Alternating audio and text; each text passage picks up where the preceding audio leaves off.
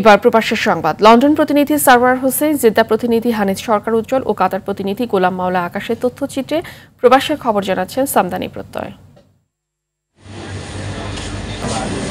লন্ডনের tower Hamlets কেয়ারার্স অ্যাসোসিয়েশনের আয়োজনে মধ্যাহ্নভোজ অনুষ্ঠিত হয়েছে। পূর্ব লন্ডনের স্টেপনি গ্রিন পার্কে অনুষ্ঠিত এই আয়োজনে পরিবেশিত হয় দেশের ঐতিহ্যবাহী খাবার, বিভিন্ন পদের ভর্তা। প্রবাসীদের আনন্দঘন এই মিলনমেলায় উপস্থিত ছিলেন councillor Sirajul Islam, councillor Ohid Ahmed, councillor শুভ হোসাইন, কাউন্সিলর আসমা ইসলাম, কাউন্সিলর রেবেকা সুলতানা সহ আরও অনেকে। স্বেচ্ছাসেবক দল যুক্তরাজ্যের উদ্যোগে গণতন্ত্র ও জাতীয় ঐক্যের প্রতীক তারেক রহমান শীর্ষক আলোচনা সভা হয়েছে।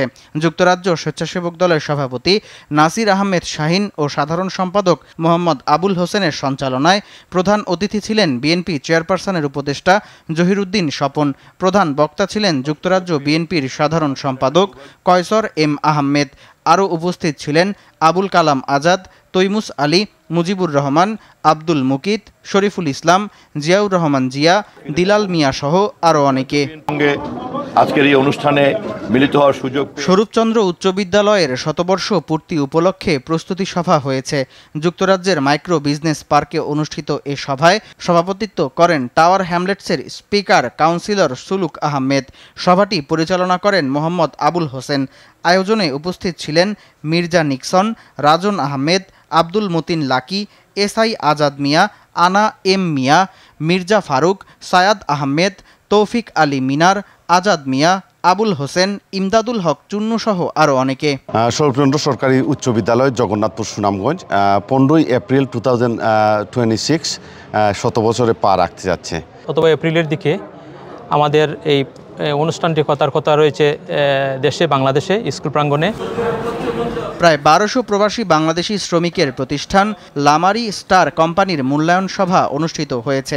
আয়োজনে কোম্পানির পক্ষ থেকে 2024-25 সালের নির্বাচিত শ্রেষ্ঠ কর্মীদের আর্থিক সম্মানী, ক্রেস্ট ও সার্টিফিকেট প্রদান করা হয়। উপস্থিত ছিলেন কোম্পানির ব্যবস্থাপনা পরিচালক মোহাম্মদ হোসেন, সিইও নাবিন খান চৌধুরী, সানাউল্লাহ খান, নূর খায়া, আবু আবদুল্লাহ, সানাউল্লাহ, আবদুল্লাহ কুরাইশি সহ আরও অনেকে।